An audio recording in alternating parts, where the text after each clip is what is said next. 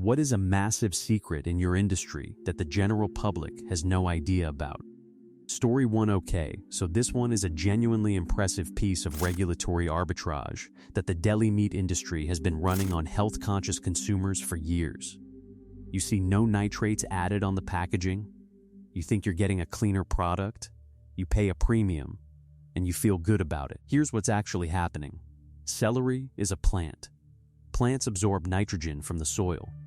When you grow celery using high nitrogen fertilizers, which commercial celery farming does because that's how you get fast, dense growth, the celery accumulates nitrates in its tissue. Lots of them. More than most vegetables. When you juice that celery rapidly and add the juice to deli meat as a natural ingredient, you are adding nitrates. Chemically identical nitrates to the sodium nitrate that the no nitrates added label is implying you're avoiding. The regulatory distinction that makes this legal is that synthetic sodium nitrate added directly is classified as an additive and must be labeled accordingly, while celery juice, which contains the same nitrates but wrapped in a plant, is classified as a natural ingredient. So the label is technically accurate. Nothing was added in the specific chemical form the regulation is talking about. The nitrates that arrived in the celery juice are just passengers in a natural ingredient. The downstream chemistry is the same. Nitrates from celery juice undergo the same conversion to nitrites in the meat, produce the same curing effect, and function identically to synthetic nitrate additions. The natural version may actually deliver inconsistent nitrate levels compared to controlled synthetic additions, meaning you might get more nitrates in your no nitrates added product than in a conventionally cured one. Read the ingredients. If celery juice or celery powder is on there, the product contains nitrates, regardless of what the front of the package claims.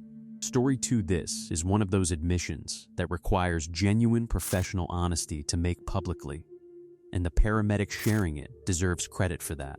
The cultural image of M's, sirens wailing, a team arriving at the last second, heroic intervention, is not entirely wrong, but dramatically overstates the contribution of professional responders relative to the minutes before they arrive. For the survivable emergencies where outcome is most strongly influenced by early intervention, cardiac arrest chief among them, the data is consistent and unambiguous. Survival from out-of-hospital cardiac arrest correlates most directly with two things: how quickly CPR is started after the arrest, and how quickly a defibrillator is applied if a shockable rhythm is present. Both of those windows are measured in minutes. For most cardiac arrest patients, by the time EMS arrives, several of those critical minutes have already passed. The survival rate for out-of-hospital cardiac arrest, where bystander CPR is initiated before EMS arrival, is dramatically higher, sometimes double or more, compared to cases where bystanders do nothing and wait for professionals to arrive. This is well established in emergency medicine literature and has driven the push for widespread CPR training, public ed placement, and dispatch systems that talk bystanders through CPR while the ambulance is en route. The honest role of paramedics is to continue and advance that initial intervention, manage the patient's condition during transport, and provide treatments that genuinely require professional training and equipment, medication administration, advanced airway management, cardiac monitoring. These matter, but the first minutes after an emergency event are typically in bystander hands, not paramedic hands, and the people who actually save lives are often the ones who happen to be standing there when it happened. Learn CPR. It is demonstrably the most likely way any of us will ever save a life. Story 3. The regulatory architecture governing emissions and spills from chemical manufacturing facilities in the United States contains a design feature that would seem obviously problematic if it were described plainly. In most cases, the facilities being regulated are responsible for detecting, quantifying, and reporting their own violations. The agency receiving those reports has limited independent verification capacity and is substantially dependent on the honesty of the reporting entity for its understanding of what is actually being released into the surrounding environment. This is not a conspiracy. It is a documented, publicly available feature of how the system is designed, driven by the practical reality that continuous independent monitoring of all emission points at all industrial facilities exceeds the resource capacity of regulatory agencies. The EPA and state environmental agencies rely on a combination of facility self-reporting under legal obligation, periodic inspections that cover a fraction of facilities in any given year, and community monitoring programs of varying sophistication and coverage. The incentive structure this creates is straightforward. A release that goes unreported costs nothing in terms of fines or regulatory consequence. A release that is accurately self-reported triggers enforcement action, financial penalty, and potentially increased oversight. The economic rationale for underreporting is clear, and the mechanisms for detecting underreporting are limited. Companies do get caught through whistleblower reports, independent air quality monitoring, satellite imagery, and occasional inspections that discover evidence inconsistent with reported emissions. But the gap between what facilities claim to release and what they actually release is a genuine and documented problem in environmental regulation. If you live near a chemical facility and want to understand what it's releasing, the EPA's Toxic Release Inventory database contains self-reported data. That's the baseline. What the actual number is may be different. Story 4, the nonprofit label, carries significant public trust, and that trust is frequently warranted. A great many nonprofit organizations do exactly what they say they do with the money they raise, run lean operations, and direct the substantial majority of donations toward their stated mission. The sector also contains a meaningful number of organizations that have figured out how to use the legal structure of nonprofit status as a vehicle for compensating their leaders at levels that would make the donor who gave $20 to help sick children uncomfortable. The mechanics are straightforward and entirely legal. A nonprofit must not distribute profit to shareholders or owners, hence the name. It must balance its books. But nothing in the nonprofit legal structure caps what it can pay in salaries, what it can spend on conferences and travel and facilities, or what it can justify as program-related expenditure. An executive director of a large nonprofit can draw a salary of several $100,000 a year. Senior staff can be compensated at levels competitive with the for-profit sector. Expenses that would be obviously personal in a for-profit context, certain travel, accommodations, meals, and various professional development activities can be structured as work-related expenditure. The actual proportion of donations reaching programmatic spending varies enormously across the sector, and organizations that direct less than 65% of spending to programs are generally considered poorly run by charity evaluators, though many organizations spend far more than that on administration and fundraising. Charity Navigator, GuideStar, and similar watchdog organizations publish financial breakdowns for registered nonprofits, making it possible to see exactly what any given organization pays its leadership and how it allocates spending. The transparency tools exist. The public generally doesn't use them before donating. Story 5, this is the kind of advice that sounds paranoid until you understand the supply chain it's based on. And then it sounds like the minimum rational precaution. The person giving this advice spent years in retail consumer goods sourcing, which means they watched products travel from manufacturing to your hand. And what they saw is relevant to every piece of plastic cutlery, disposable cup, or food container you've used without thinking twice about it. Manufacturing facilities for disposable consumer goods are not the controlled, sterile environments that the factory floor cleanliness of the final product might imply. Plastic cutlery and cups are mass-produced at scale, often in facilities in Asia and Southeast Asia, where regulatory standards and enforcement differ substantially from what U.S. consumers would expect from a domestic food contact product manufacturer. The items are produced, sorted, and packaged in conditions that may involve industrial lubricants used in the molding process, handling by workers without food-safe hygiene requirements, facility environments shared with non-food products, and packaging processes that do not involve any sanitization step.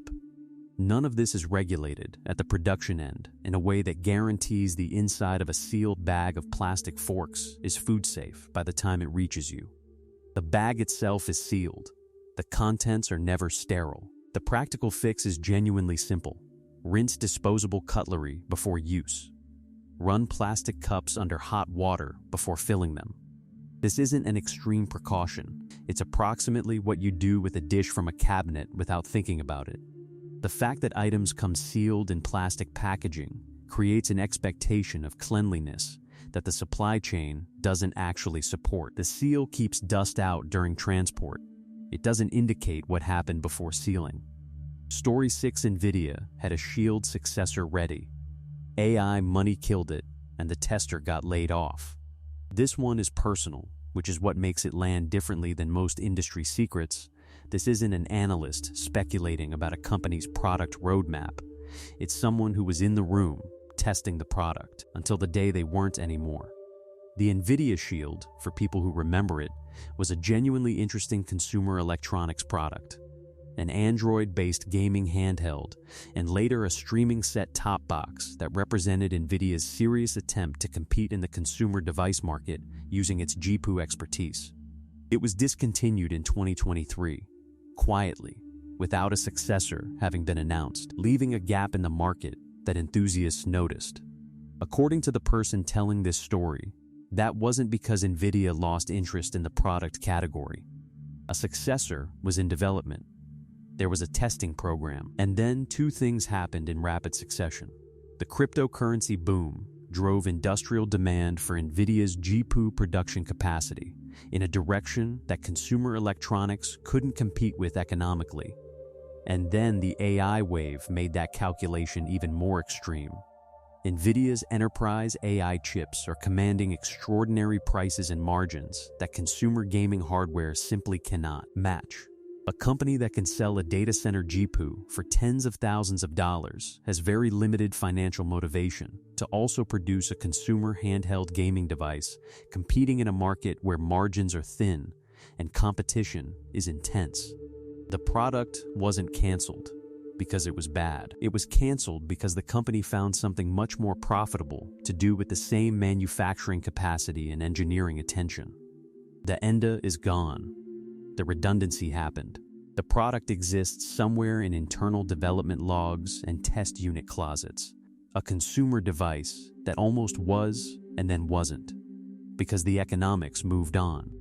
Story 7: most AI companies are losing money on every customer they acquire. The AI industry presents publicly as a transformative, monetizable revolution in enterprise technology. The internal economics, for a meaningful number of the companies in this space, tell a considerably more uncomfortable story that the fundraising decks and press releases don't prominently feature. Running a large language model or a comparable AI system at commercial scale is extraordinarily expensive.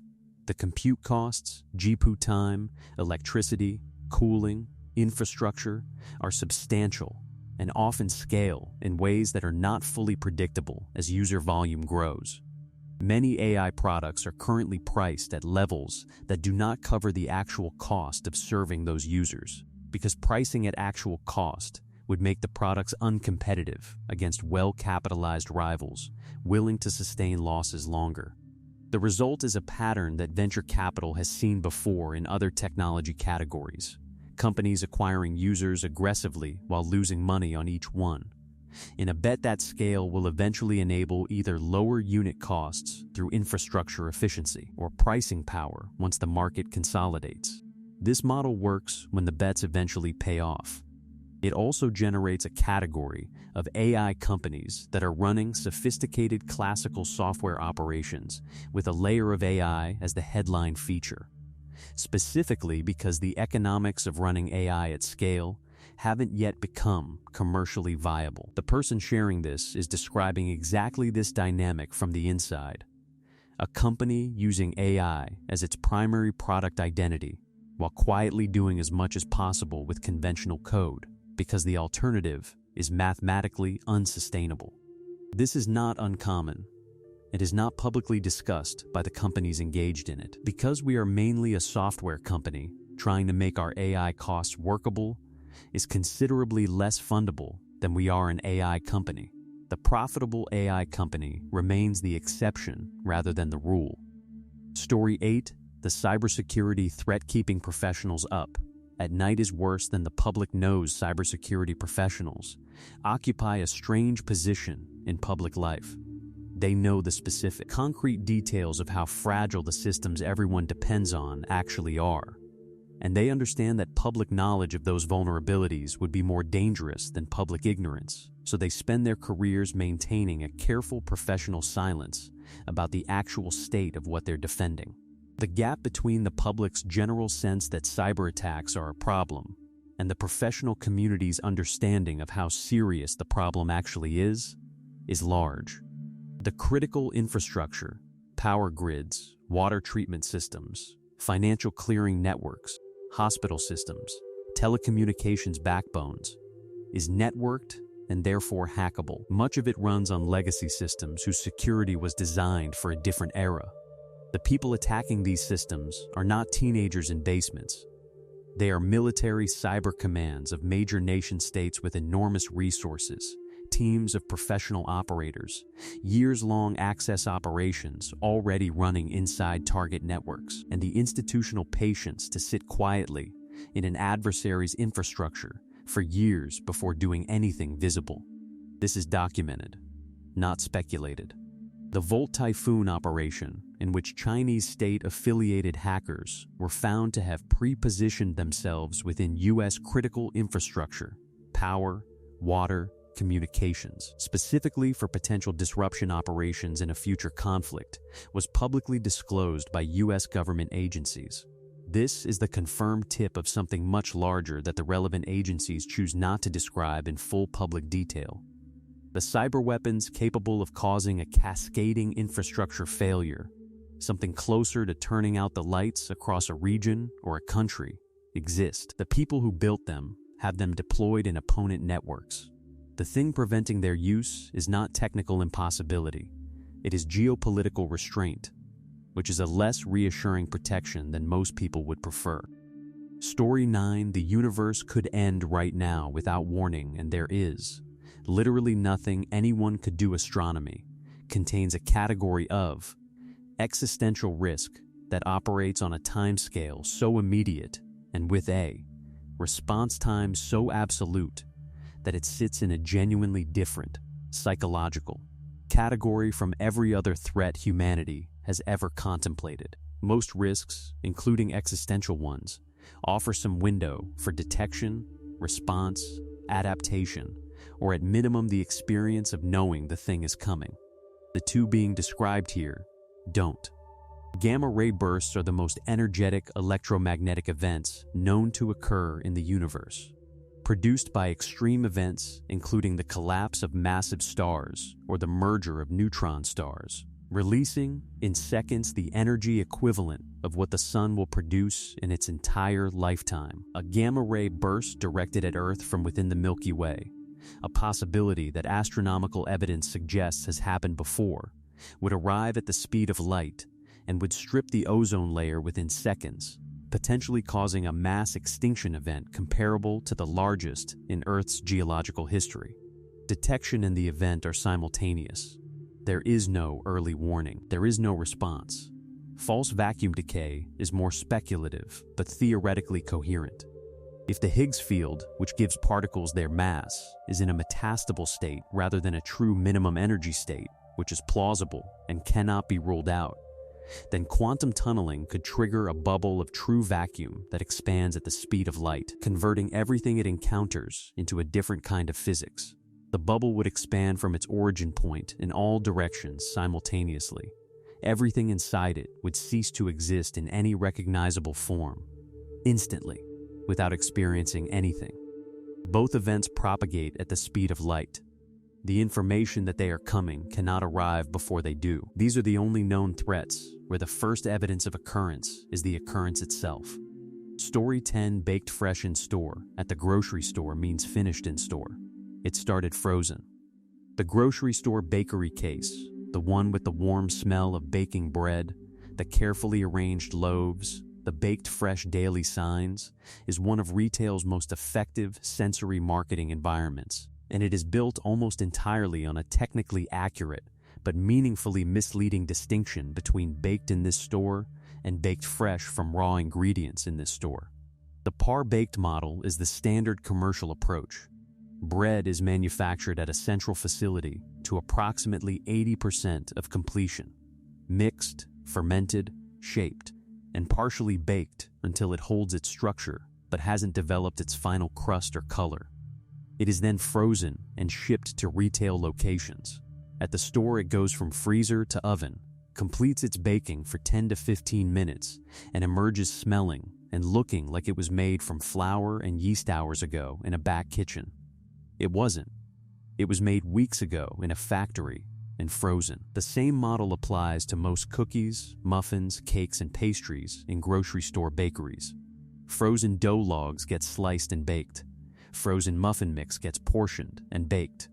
Frozen cake layers get thawed and decorated. Each step happens in store. None of the steps involve producing anything from raw ingredients. The baked fresh claim is accurate. It was baked, and it was fresh when it came out of the oven, which was this morning. The fact that it was frozen for 3 weeks before that oven is not part of the claim. The exceptions exist. A small number of grocery stores, specific locations of specific higher-end chains, do produce some items from scratch. The person sharing this mentions Whole Foods and Publix as having a handful of genuine from-scratch breads. The overwhelming majority of what you see in any grocery bakery case arrived on a freezer truck. Story 11: U.S. Navy destroyers throw up to 50 pounds of good food into the ocean after every meal. Naval food waste operates on a scale and with a logic that makes sense within its specific institutional context and produces numbers that seem genuinely excessive when stated plainly to civilians. A U.S. Navy destroyer crew is approximately 300 people. 3 meals daily, each meal generating 15 to 50 pounds of food waste that goes overboard. Over a deployment, that's a substantial quantity of food that was prepared, found acceptable, and then discarded at sea. The institutional logic is real. Military readiness requires that personnel are fed adequately, regardless of how unpredictable demand is. A ship's galley preparing lunch for 300 people cannot run short, because the alternative, sailors going hungry during operations, is operationally unacceptable. So galleys overproduce consistently, and the excess is waste. This is not a bug in the system. It is a deliberate design choice prioritizing operational readiness over resource efficiency. The ocean dumping aspect has regulatory dimensions as well. Maritime waste regulations permit food waste disposal at sea beyond certain distances from coastlines, with food waste considered biodegradable and lower impact than other waste categories. The Navy operates within these regulations. The practice is legal and documented. What the person sharing this is highlighting is the gap between the general public's mental model of naval operations, precision, efficiency, zero waste, because resources at sea are finite and precious, and the actual food service reality aboard vessels operating within supply chains robust enough to prioritize availability over conservation. The waste is a feature, not a failure. It is also 50 pounds of edible food going into the ocean 3 times a day, which is the detail that sticks. Story 12: your drugstore mascara might be made in the same lab as the luxury version. The cosmetics industry has a manufacturing structure that significantly undermines the price differentiation between drugstore and high-end products, and most consumers have no idea it exists. The key is understanding who actually develops and owns the formulas for most cosmetic products, not the brands, but the contract manufacturers and labs that produce them. The beauty industry largely operates on a model where cosmetic brands, L'Oreal, Estée Lauder, Revlon, and their various sub-brands, are primarily marketing and distribution organizations. They decide what products they want, commission formulations from specialist manufacturers, and sell the resulting products under their brand names. The manufacturer that developed a formula for a specific mascara or foundation owns that formula and can, and does, sell it or closely related versions to multiple brand clients across different price tiers. This means a formula developed by a contract lab might end up in a drugstore product under one brand name, and in a department store product under a different brand name at 5 times the price. The ingredients may be identical. The packaging, the marketing, the retail environment, and the perceived luxury of the purchase experience differ enormously. The product in the tube may not. There are genuine differences between some drugstore and luxury formulations, proprietary actives, more expensive raw materials, and formulas developed exclusively for high-end brands do exist.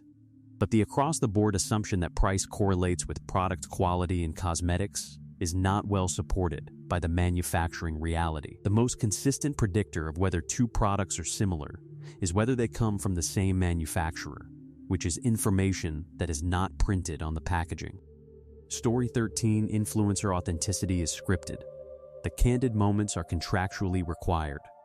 The influencer marketing industry has developed a sophisticated vocabulary of performed spontaneity that most audiences recognize intellectually but continue to respond to emotionally, because the format is engineered to look like the thing it's replacing, a genuine personal recommendation from someone you know, while being structured more like a commercial than a conversation. Campaign briefs sent to influencers by brands and their agencies routinely include not just talking points, but specific phrasing that must appear in the content, required emotional beats, and sometimes explicit direction on facial expressions and delivery style for specific moments. I wasn't even asked to post this. I just genuinely love it. Disclosure is itself often a contractually mandated component of the post, required by both FTC disclosure guidance and brand communications guidelines, which means the statement that I wasn't asked is appearing in content that the person was contractually required to make. The audience-facing performance of discovery, the influencer stumbling across a product, trying it, being genuinely delighted, feeling compelled to share, is a genre of performance, not a category of experience. The reactions are prepared. The recommendations are curated and paid. The authenticity is the product being sold. What's most interesting about this, from a media literacy standpoint, is that it doesn't fully undermine the commercial value of influencer marketing. Audiences are aware of sponsorships and continue to purchase based on them, suggesting that the performance of authenticity is compelling, even when people know it's performed. The gap between knowing something is an advertisement and being unaffected by its presentation as a genuine recommendation is larger than the advertising industry would prefer to acknowledge publicly, and exactly as large as they're banking on in private.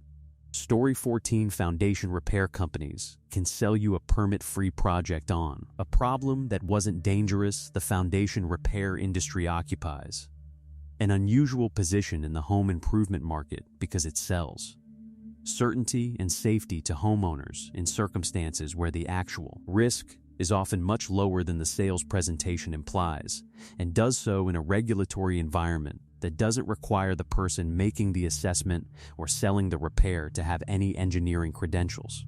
The specific issue being described is foundation settling, the common, often minor movement that occurs in most homes over time as soil compacts, moisture levels change, and structures adjust to their site conditions. True structural failure, the kind that creates genuine habitability risk, is relatively rare.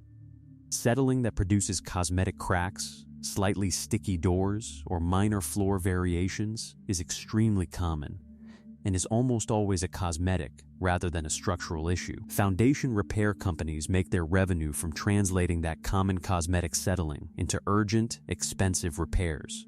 The repairs themselves are permitted as voluntary improvements rather than safety-required remediation, which means no engineering sign-off is required to authorize the work. The person assessing whether your foundation needs repair and the person selling you the repair may have no construction or engineering background beyond whatever sales training the company provided. The practical implication for homeowners is that a second opinion from an independent structural engineer, someone paid to give an assessment rather than to sell a repair, is strongly warranted before committing to a major foundation project. A structural engineer can tell you whether the settling observed is normal, whether it requires monitoring, or whether it actually requires intervention. This opinion from someone without a financial stake in the answer will often differ substantially from the assessment provided by the foundation repair company that also sells the work. Story 15 movie release dates are usually the day after the movie is already playing. This is one of those industry practices that makes complete sense from a business perspective and produces a genuinely consistent gap between what consumers think and what's actually happening. And most moviegoers have experienced it without understanding the structure behind it. The official release date for a major film is the date the studio has designated as the film's nationwide opening, typically a Friday in the United States. This is the date in all the marketing, the date tracked by box office reporting organizations, and the date used for all competitive comparisons.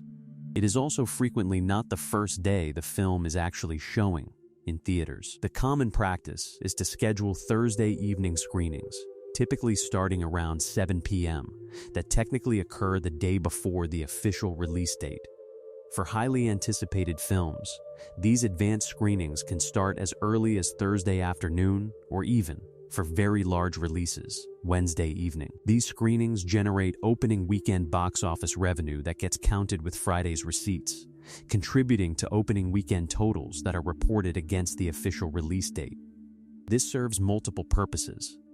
It rewards highly motivated audiences who want to see the film earliest and will pay for a specific first screening experience. It front-loads box office revenue into the most scrutinized measurement window, the opening weekend, in a way that looks better in trade reporting. And it allows the studio to read initial audience reactions on a smaller audience before the full opening day, potentially adjusting last-minute marketing. The experience for most moviegoers is that the film is already out, sometimes by a full day before the date they were told it was coming out. Story 16, chicken that falls on the floor at a processing plant gets rinsed and put back on the line. Industrial food processing operates at a scale and speed that creates pressures and practices that don't survive the mental image most consumers carry about how their food is prepared. The person sharing this worked in a poultry processing plant and is describing the standard response to one of the most common contamination events in that environment: product contact with the floor. The processing plant floor is not a clean surface. Workers move continuously through the facility, and despite decontamination protocols at entry points, foot baths with disinfecting solution, sanitation stations, compliance with those protocols is inconsistent, and the facility environment accumulates contamination continuously during a processing shift. Chicken parts that fall from processing lines onto that floor carry whatever the floor carries: physical debris, potential microbial contamination from worker contact, and the facility environment generally, and whatever wasn't removed by the entry decontamination steps. The protocol for floor contact product, according to this account, is to rinse with cold water and return to the processing line, not to discard, not to subject to any additional decontamination beyond a water rinse. A water rinse at cold temperature is not effective at eliminating microbial contamination. It reduces surface debris, but does not sanitize the contact surface. The regulatory context here is that USTA inspection covers poultry processing plants, but inspectors are present in finite numbers and cannot observe every production line continuously. Plant management sets practice culture, and the economic incentive is toward recovering rather than discarding product wherever it is possible to justify doing so. This practice, according to the person describing it, is common rather than exceptional. Thorough cooking to appropriate internal temperatures kills the relevant pathogens. This is the relevant consumer protection. It is not the same as the product being handled cleanly. Story 17, new cars are engineered to last around 150,000 kilometers. That's a design decision. Modern cars seem extraordinarily reliable compared to vehicles from a few decades ago, and they are. But that reliability is engineered to a specific target lifetime, not designed to be indefinite. And understanding that target changes how you think about long-term vehicle economics. The figure of 150,000 to 200,000 kilometers as a design target represents a deliberate engineering decision by manufacturers, not a technical limitation they're trying to overcome. At that point in a vehicle's life, the cost of maintaining the vehicle typically approaches or exceeds the cost of replacement for the average consumer, which is the point at which manufacturers want the replacement cycle to begin. Specific components are engineered with lifespans calibrated to hit their wear limits around this range. Transmissions, water pumps, timing systems, and various chassis components are designed for expected lifespans that cluster in the same mileage window, creating an economically predictable maintenance cost escalation that tends to accelerate beyond that range. This isn't hidden. Engineers speak openly about design life targets within the industry, but it's not prominently communicated to consumers in marketing that emphasizes reliability and quality. The practical implication is that a vehicle well past 200,000 kilometers isn't a vehicle that's outlasted its design. It's a vehicle whose owner has maintained it carefully and whose specific examples of various components have lasted longer than the design average, which is possible, but increasingly expensive to sustain. The vehicle that makes it to 300,000 kilometers is being maintained against the economics of an industry built on replacement cycles considerably shorter than that. Story 18: Energy conservation habits save almost no money. Heating and cooling is basically all of it. The home energy conservation conversation that most people engage in, turning off lights when leaving a room, unplugging chargers, choosing energy-efficient appliances, is real and worth doing in aggregate. But it operates in a substantially different magnitude than most people assume, because the actual distribution of residential energy costs is dominated by two categories that are so much larger than everything else that they make most conservation behavior almost rounding error by comparison. Space heating and cooling, keeping the interior of a home at a livable temperature, accounts for roughly 50 to 55% of average U.S. residential energy consumption.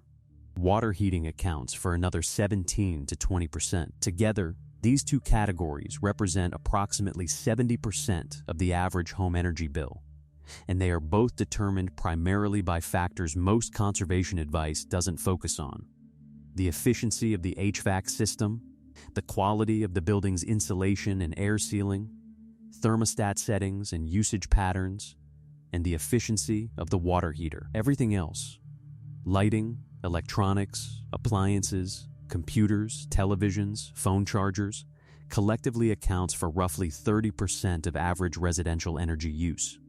Within that 30%, modern LED lighting and efficient electronics have already substantially reduced consumption compared to historical baselines, meaning the remaining opportunity in this category is limited. The person sharing this is pointing to a genuine mismatch between where conservation messaging focuses public attention and where the actual money is.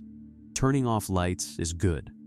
Improving attic insulation and air sealing is 10 to 20 times more financially impactful and receives a fraction of the cultural emphasis. The single highest return energy investment for most homeowners is a programmable thermostat used sensibly in a well-insulated building envelope, neither of which is as simple to sell as a campaign asking you to switch off the lights when you leave the room. Story 19: Plastic recycling was always more marketing than reality, and recycled plastic is often worse. The plastic recycling system that emerged in the 1990s alongside the ubiquitous chasing arrows symbol was substantially shaped by the plastics industry's recognition that the alternative to a recycling narrative was regulatory pressure or consumer rejection of plastic packaging. Documents released through litigation and investigative journalism over the past decade have established that industry leaders understood by at least the 1970s that plastic recycling was economically unviable at scale for most plastic types, and continued promoting it anyway because the alternative was market restriction. The technical problem is real and multi-layered. Most plastics are not actually recyclable in any economically meaningful sense. The chasing arrow symbol on plastic packaging indicates the resin type, not recyclability.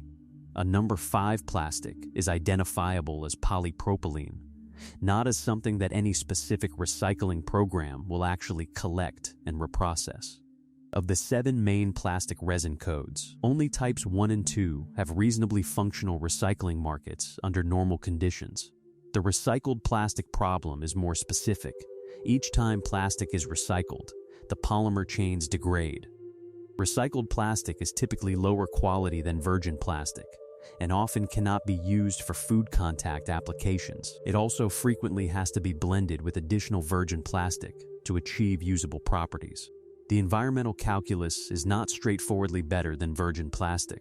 Recycled plastic may contain higher concentrations of toxic additives from previous product cycles, and the recycling process itself involves energy, water, and chemical use. The industry promoted expansion of plastic recycling, including programs that accepted plastic types that weren't actually being recycled and were landfilled anyway, created a public impression of circular plastic use that the physical economics don't support. Story 20 VPNs don't protect you the way YouTubers claim they do. VPN sponsorships are one of the most reliable income sources in the YouTube creator economy. And the claims made for these products in those sponsorships consistently exceed what VPNs actually do, because the accurate description of VPN functionality is useful, but not particularly dramatic. And dramatic is what sells VPN subscriptions. What a VPN actually does, it encrypts the connection between your device and the VPN server, replacing your ISP visible traffic with encrypted traffic going to the VPN, and replacing the destination server's view of your IP address with the VPN server's IP address. This is useful in specific, limited circumstances, protecting traffic on public Wi-Fi networks from local eavesdropping, allowing access to content geo-restricted by IP address, and reducing your ISP's ability to log and sell your browsing history. What VPNs don't do, contrary to common sponsor claims, they don't protect against malware or viruses, which operate through entirely different attack vectors. They don't protect against phishing or credential theft from websites. If you enter your credit card on a compromised site, the VPN connection to that site was encrypted, and your card is still stolen. They don't prevent browser fingerprinting, cookie tracking, or the numerous other methods by which advertising and analytics companies track users across sites regardless of IP address. They don't protect against most of what people are actually worried about when they think about online privacy. The claims in many VPN sponsorships imply or state outright a degree of online protection that the technology doesn't provide. The product category is legitimate and useful for what it actually does. The marketing consistently describes something it can't do for a general audience that doesn't know the difference. Story 21 computer science schools are still graduating students into a junior dev market that no longer exists. The entry-level software engineering job market has undergone a structural change in the past 2 to 3 years that the institutions producing software engineers are not adequately communicating to the students paying to attend them, and the divergence between what career track marketing implies and what the actual market looks like is growing. The demand for junior developers, people early in their career who need mentorship, produce less than senior engineers, and require investment in growth, has contracted substantially at many technology companies. Large-scale tech layoffs since 2022 disproportionately affected junior and mid-level positions relative to senior roles. Simultaneously, AI coding assistance tools have increased the output efficiency of existing senior developers in ways that reduce the number of entry-level hires needed to achieve the same total output. Hiring is happening, but the ratio of junior positions to applicants has shifted dramatically. Computer science programs operate on multi-year cycles. Curriculum development, faculty hiring, and program marketing decisions made 3 or 4 years ago are producing graduates today into a market shaped by conditions that didn't exist when those students enrolled. The programs have financial and institutional incentives to maintain or grow enrollment, and they market career outcomes based on historical placement rates that don't reflect current hiring dynamics. Students entering 4-year CEAS programs now are making major financial and time commitments based on career expectations that may have been reasonable when the programs were designed. Whether those expectations are still reasonable in the current market is a conversation that should be happening in admissions offices and career counseling sessions more prominently than it is. Story 22: Your phone and computer know more about you than you've consented to. Here's what actually helps. This response is framed as personal operational security advice from someone with enough insight into how digital privacy actually works to have made specific, non-obvious choices about their own behavior. And the specific recommendations are worth examining in detail rather than dismissing as paranoia. The Don't Give AI Agents Access advice is specifically about the expanding category of AI assistant products that request access to your contacts, email, files, calendar, and message history to provide useful, personalized assistance. The access they request is real access. They read your data to function, and the data goes to the company's servers. The privacy policies governing what happens to that data vary by company, change over time, and are written by lawyers for legal protection rather than for consumer clarity. Limiting this access limits exposure. The search engine recommendation, DuckDuckGo or Startpage rather than Google, is about reducing the most comprehensive behavioral tracking system in consumer technology. Google Search is the core product around which Google's advertising data collection is organized. The search queries you enter reveal intent, concern, interest, and behavior in ways that are stored and associated with your identity profile indefinitely. Startpage provides Google search results without that tracking. DuckDuckGo does not use the Google index, but similarly doesn't build a profile. The unknown caller advice sounds antisocial, but reflects a real threat vector. Phone-based social engineering and scam calls have become sophisticated enough that answering an unknown call and engaging with it at all provides information that sophisticated actors can exploit. Not answering is an effective zero-cost mitigation. None of this is tinfoil hat territory. These are specific, technically grounded recommendations from someone who has thought carefully about what the actual threat model is and which mitigations are proportionate. Story 23: Don't drink the ice, the fountain soda, or the tea at restaurants. Here's why. The specific equipment being warned about, ice makers, fountain drink dispensers, and tea urns, shares a set of maintenance characteristics that make them reliable sources of microbial contamination in food service environments. This is not speculation. It's consistent with the findings of health department inspections, food safety research studies, and the reports of anyone who has worked in food service and watched what actually happens to this equipment over the course of a busy week. Ice makers are dark, moist, enclosed environments that cycle between the freezing and thawing temperatures that favor biofilm formation on interior surfaces. Cleaning protocol for ice makers typically requires the machine to be turned off, emptied, disassembled to access internal components, sanitized with approved solutions, and reassembled and cycled before use. A process that takes significant time and labor and that busy establishments often defer. Studies of ice maker contamination in food service environments have consistently found coliform bacteria and, less frequently, more concerning organisms in samples that would never be permitted in direct water supply. Fountain drink nozzles are similar. Internal passages that are difficult to access and clean, holding sugar solution residue between cleanings, operated continuously without the daily disassembly that proper sanitation requires. Tea urns hold a warm, dark, high-nutrient liquid environment between uses and are often simply rinsed rather than sanitized between batches. The health inspection asks, "What are you doing about pests?" rather than "Do you have pests?" is a related insight from the same category of professional food safety knowledge. The question the system is designed to ask assumes the presence of the problem and evaluates the response, not the claim that the problem doesn't exist. Story 24: Medical device companies will not make life-saving devices that aren't profitable. The medical device industry is governed by the same capital allocation logic that governs all commercial enterprise.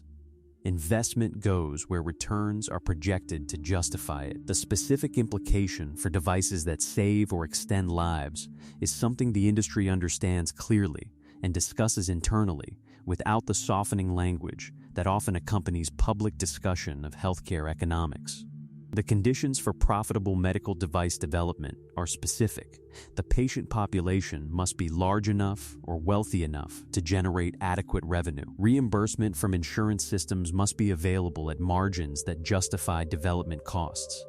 And regulatory approval must be achievable without disproportionate development expense. When these conditions are met, the device gets developed. When they aren't, it doesn't, regardless of the unmet medical need.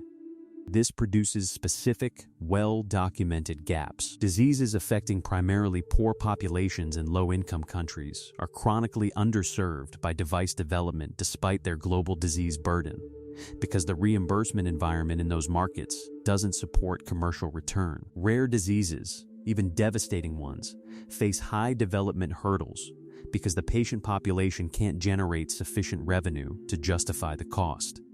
Devices for conditions that affect patients who tend to die before they have purchasing power or insurance adequate to support reimbursement face structural headwinds. The orphan device designation in the U.S. regulatory system exists specifically to address this problem, providing incentives including longer market exclusivity and reduced regulatory fees to encourage development of devices for rare conditions.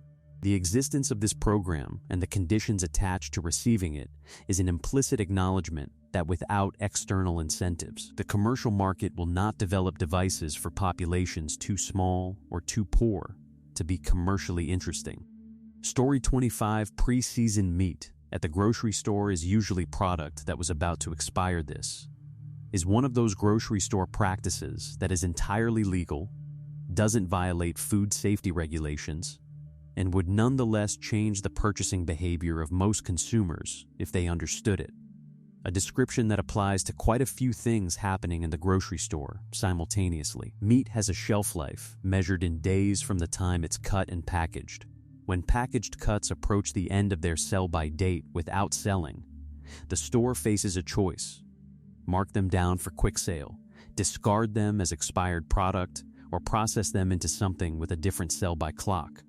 Marinating or seasoning product is a processing step. Product that has been marinated or seasoned is classified differently than raw cuts and typically carries a different, often longer sell-by date from the date of that processing, regardless of what the original sell-by date on the pre-processed meat was. The marinade or seasoning serves multiple purposes simultaneously. It flavor develops the meat. It masks off flavors that develop as meat ages. It adds visual appeal through color from spices and sauces, and it extends the sales window by resetting the product under a different category. None of this is hidden from regulators. The processing and dating practices are legal and compliant. The information just isn't printed on the packaging in a way that makes the inference obvious to consumers. Marinated in store is a description of a value-added process. It is also, reliably, a description of a product that was close to its original sell-by date when the marinating happened. Buying unmarinated cuts and adding your own seasoning gives you transparent control over the starting freshness of what you're buying. Story 26: One pharmaceutical manufacturing batch generates more plastic waste than you will in a lifetime industrial biopharmaceutical manufacturing. The production of vaccines, biologics, monoclonal antibodies, and other complex medical products operates under contamination control requirements so strict that essentially everything that contacts the manufacturing process must be single-use. This produces plastic waste at a scale that puts individual consumer plastic use in a context that most environmental messaging doesn't account for. A single bioreactor batch in pharmaceutical manufacturing involves hundreds of individual single-use plastic and silicone components, bioreactor bags, tubing, connectors, filters, sampling devices, and various other disposable assemblies that contact the process once and are then incinerated. The bags alone for a large-scale bioreactor run can weigh hundreds of kilograms. The total plastic and silicone waste from one manufacturing batch of a biological drug produced in facilities that run continuously and may complete dozens of batches per year, exceeds what a single human being is likely to generate in plastic waste over a lifetime of ordinary consumption. The person sharing this isn't arguing against individual plastic conservation. They're pointing out that the framing of individual consumer plastic choices as the primary driver of industrial plastic waste burden is misleading about where the actual scale of the problem sits. It's not the plastic straw. It's the pharmaceutical manufacturing complex, the medical device sterilization industry, the food processing operations, and the other industrial users of single-use plastics at enormous scale that dwarf household consumption as sources of the problem. This doesn't mean household plastic reduction is pointless. Aggregate consumer behavior matters at scale. It does mean that policy responses focus primarily on consumer behavior rather than industrial regulation are addressing a smaller portion of the problem than their political salience suggests. Story 27: the car rental company is actually liable for what their car does to you. Car rental agreements are dense documents that most renters sign without reading, partly because they're presented at a counter while a line forms behind you, and partly because they're written in language designed to be legally precise rather than practically comprehensible. The liability structure buried in those agreements and in the federal law governing it is something most renters genuinely don't understand, and that would change some common decisions if they did. The Federal Graves Amendment, enacted in 2005, significantly limited the vicarious liability of car rental companies for accidents caused by their renters, meaning the rental company is not automatically liable simply because their car was involved in an accident caused by a customer. This shifted liability primarily onto the renter's own auto insurance and, where it applies, the credit card benefits provided for rentals. But the rental company retains liability in specific circumstances. If the vehicle had a known mechanical defect that contributed to the accident, if the company rented to someone they knew or should have known was unfit to drive, or in certain state-specific circumstances where state law provides broader consumer protections. The liability allocation depends on facts specific to each incident. The practical implication for renters is that understanding what coverage you actually have through your personal auto insurance, which typically extends to rental vehicles, and through credit card rental protections, which vary significantly by card, is more important than the rental company's upsell for additional coverage. Most people either have duplicate coverage they don't need or genuine gaps they're not aware of. The rental counter is not the right moment to figure out which situation you're in. Story 28: every restaurant has pests.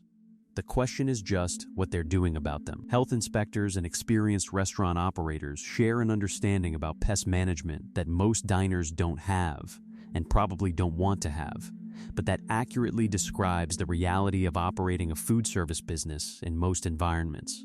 No commercial food establishment in a climate with existing pest pressure can be permanently pest-free. The operational conditions that make food service work, deliveries arriving regularly, organic waste generated continuously, complex physical structures with numerous entry points and harborage opportunities, high-traffic back-of-house areas, create conditions that require ongoing active management rather than one-time elimination. This is why the professional conversation about pest management in food service focuses on integration and control rather than elimination.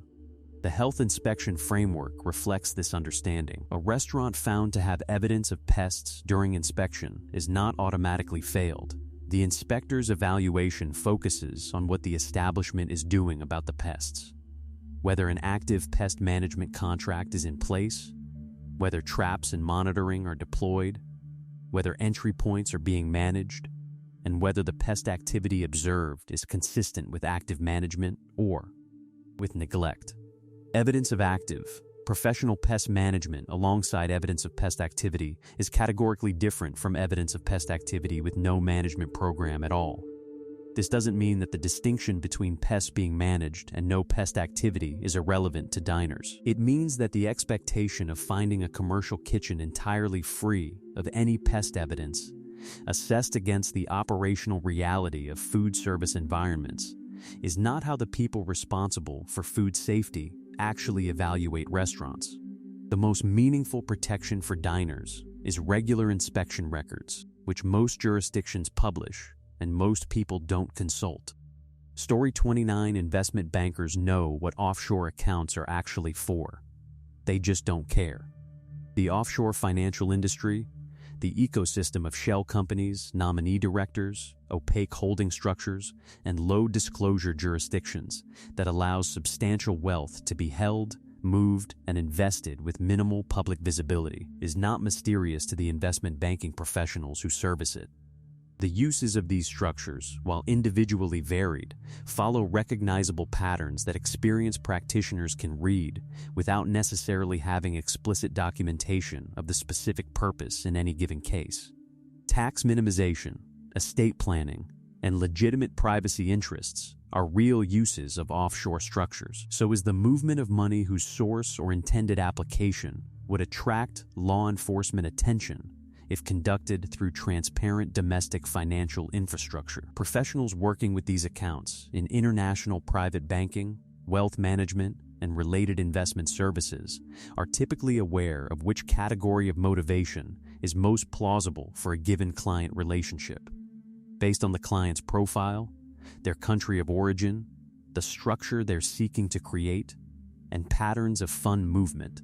The operative factors described here, outside U.S. jurisdiction and client paying well in advance, capture the economic logic that governs professional silence on this. If a structure is established through entities and jurisdictions where U.S. law doesn't apply, and where local law imposes no disclosure requirement, there is nothing to report under U.S. law. The decision to continue servicing such a client is therefore not legally constrained, only ethically and professionally evaluated. And the client, paying substantial fees in advance, generates direct revenue without requiring anything from the professional beyond the technical work of the engagement. The Panama Papers and subsequent leak-driven investigations have made the existence of this professional knowledge publicly explicit. They have not substantially changed the industry practice they exposed. Story 30 auto mechanics make mistakes on your car and almost never tell you the information asymmetry between automotive technicians and most car owners is one of the most extreme in any consumer service industry, and the person sharing this is describing how that asymmetry functions from the inside, when mistakes happen that the customer is unlikely to notice. The calculation about disclosure versus concealment is heavily weighted by the commercial and reputational consequences of admitting error versus the probability that the error will ever be attributed to the shop. The specific example: a technician using an exhaust crossover as a lift point and bending it significantly describes a genuinely serious error that created a safety-relevant problem with the vehicle. A significantly bent exhaust restriction affects engine back pressure, fuel efficiency, and in extreme cases can create exhaust routing problems. The customer drove away unaware because they had no reason to investigate the exhaust system after a service visit and no visible symptom to prompt investigation. The broader pattern is that the knowledge required to audit the quality of an automotive repair is highly specialized. Most customers are evaluating their service experience based on whether the car drives and whether the bill was reasonable, not on whether the work performed met professional standards or whether additional damage was created during service. Errors that don't produce immediate, obvious symptoms go undetected.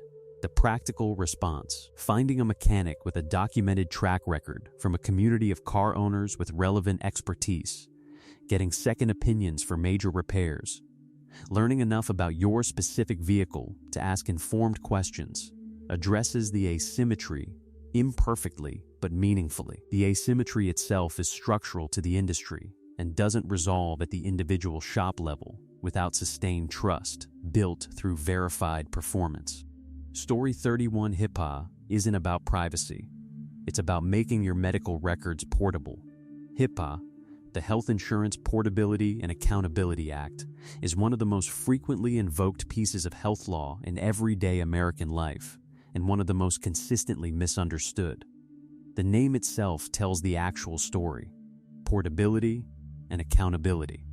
The law was signed in 1996. The privacy provisions that most people associate with the name were added in 2000 and took effect in 2003, 4 years after the original legislation, as rules promulgated under the law's administrative authority rather than as the law's primary purpose. The original primary purpose of HIPAA was to ensure that people who changed or lost jobs could maintain health insurance coverage without penalty for pre-existing conditions, and to standardize the electronic exchange of health information between providers, insurers, and clearinghouses.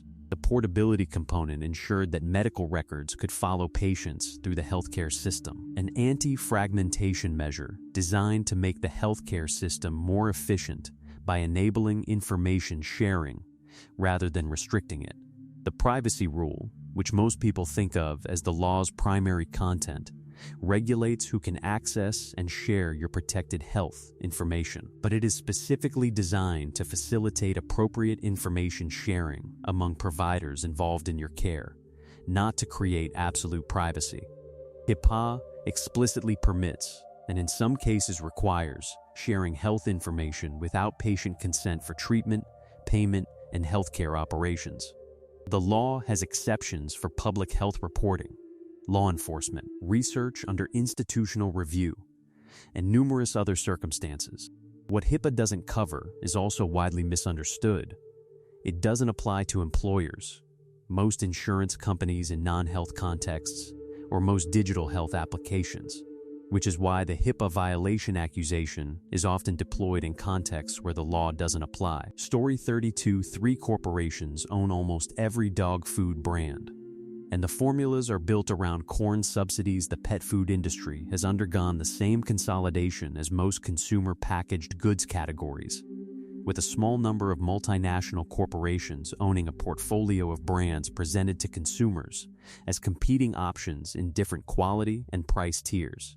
The brands, which may have distinctive logos, brand histories, and marketing identities, are typically produced from shared manufacturing infrastructure with shared sourcing relationships, meaning the primary differentiation between a budget kibble and a premium kibble from the same corporate parent may be primarily in marketing rather than in ingredient quality. The corn and grain subsidy connection is specific to the economics of the industry. U.S. agricultural policy has subsidized corn production for decades through a complex system of price supports and crop insurance, making corn and corn-derived ingredients, corn meal, corn gluten meal, corn syrup solids, among the cheapest available caloric and protein sources for food manufacturing. Pet food manufacturers, like human food manufacturers, have strong economic incentives to formulate around the cheapest available caloric sources. The rendering industry processes the byproducts of human food manufacturing, animal parts not used in human food production, into rendered meal products that appear in pet food as meat meal, byproduct meal, or similar terms. The quality and content of rendered meal varies significantly and is not standardized in a way that the label term clearly communicates to consumers. Palatants, chemical flavor compounds sprayed onto kibble after production, are specifically engineered to be highly attractive to dogs and cats, allowing a product made primarily from grain and rendered meal to be eagerly consumed by animals that would not otherwise prefer it. The science of palatant engineering is extensive and economically significant within the pet food industry. Story 33: New boats routinely come off the line listing to one side. They fix it with lead. Boat manufacturing, particularly for fiberglass production boats, involves a construction process with enough variability that individual units commonly emerge from production with a slight list, a persistent lean to one side when floating, that is cosmetically and functionally unacceptable in a finished product. The standard correction for this problem is both simple and, when people who aren't in the industry find out about it, somewhat surprising. Fiberglass construction involves layering woven glass cloth with resin, a process in which the exact amount of resin applied, the thickness and distribution of glass layers, and the consistency of hardware installation can vary enough unit to produce minor weight asymmetries in the finished hull. These asymmetries translate directly into list when the boat is water tested. A boat that lists to port has more weight on the port side than the starboard side. The correction is fiberglassing lead ingots into the lighter side of the hull, literally adding ballast weight to the hull in the locations needed to right the boat. This is done in the factory before delivery and is industry standard practice. It is not disclosed to buyers as a defect because it is not treated as a defect by the industry. It is treated as a normal manufacturing step in the same category as sanding imperfections or adjusting hardware alignment. The lead is fully encapsulated, the boat floats level, and the buyer experiences a boat that handles correctly. Whether this constitutes a secret depends on whether knowing that your new boat was delivered with lead ballast fiberglassed in to compensate for manufacturing variation would change your purchasing or valuation decision. For most buyers, probably not. For people who care about transparency in what they paid for, it's a different conversation. Story 34. Most of the aerospace industry runs on 1960s technology. That's not a criticism. The aerospace industry has a relationship with legacy technology that looks, from the outside, like conservatism or institutional inertia, and from the inside looks like the rational management of a domain where the consequences of innovation failure are catastrophic rather than merely expensive. The distinction matters enormously for understanding why an industry with access to the most advanced materials, manufacturing, and computational technology in the world continues to fly airframes, use materials standards, and follow certification protocols developed during the space race era. The foundational engineering of modern commercial aviation was largely established between the 1950s and 1970s. The aerodynamic principles governing wing design, the structural engineering approaches for pressurized fuselages, and the basic architecture of jet propulsion were all substantially worked out in this period. What has happened since is extensive optimization, better materials for the same structural designs, better manufacturing precision, better computational fluid dynamics for aerodynamic refinement, but not fundamental architectural reinvention. A modern Boeing 737 is recognizably descended from the 1967 original in ways that a 2025 smartphone is not descended from a 1967 telephone. The certification standards that govern what changes can be made to certified designs and what evidence is required to certify a new design reflect lessons learned from decades of accidents, near misses, and material failures. Changing those standards is not simply a regulatory exercise. It requires the kind of evidence base that only comes from time and service, which is why genuinely new aerospace technologies take decades to progress from concept to certified operation. This is heritage being used appropriately, not innovation being suppressed. The consequence of getting it wrong at 35,000 feet is different from the consequence of getting it wrong at a software product launch. Story 35. Microchips consume resources that are about to get genuinely rare, and the fix is in used electronics, the semiconductor supply chain discourse that has dominated technology policy since the COVID-era chip shortage has focused primarily on manufacturing geography, where chips are fabricated, which countries control that fabrication capacity. The question this entry is pointing toward is upstream of manufacturing. Where do the materials come from, and how long will they last? Modern microprocessors and the electronic devices they power require a long list of rare earth elements and specialty metals: neodymium, dysprosium, terbium, indium, tantalum, cobalt, and dozens of others that are essential to the specific electrical and magnetic properties exploited by transistors, magnets, displays, and batteries. Rare in rare earth element is technically about occurrence in concentrated deposits amenable to economical extraction rather than crustal abundance. But the distinction matters less than the rate of extraction versus the rate of discovery of new economically viable deposits. For some of the most critical rare earth elements, current extraction rates and known economically viable reserves project to supply constraints within 50 to 100 years, not next year, but within the planning horizon of infrastructure and industrial systems being built now. The geographic concentration of rare earth extraction in China and the processing infrastructure for rare earth refining creates supply chain dependencies that are already recognized as strategic vulnerabilities by governments across the world. The person making this prediction about the next industrial fortune is pointing at urban mining, the extraction of rare earth elements from end-of-life electronics at commercial scale. The density of valuable rare earth elements in electronics waste is, in many cases, significantly higher than in the ore bodies mined to produce them. The technical and economic challenge of extracting them cost-effectively from mixed electronics waste at industrial scale is the unsolved problem that will be worth considerable money to whoever solves it.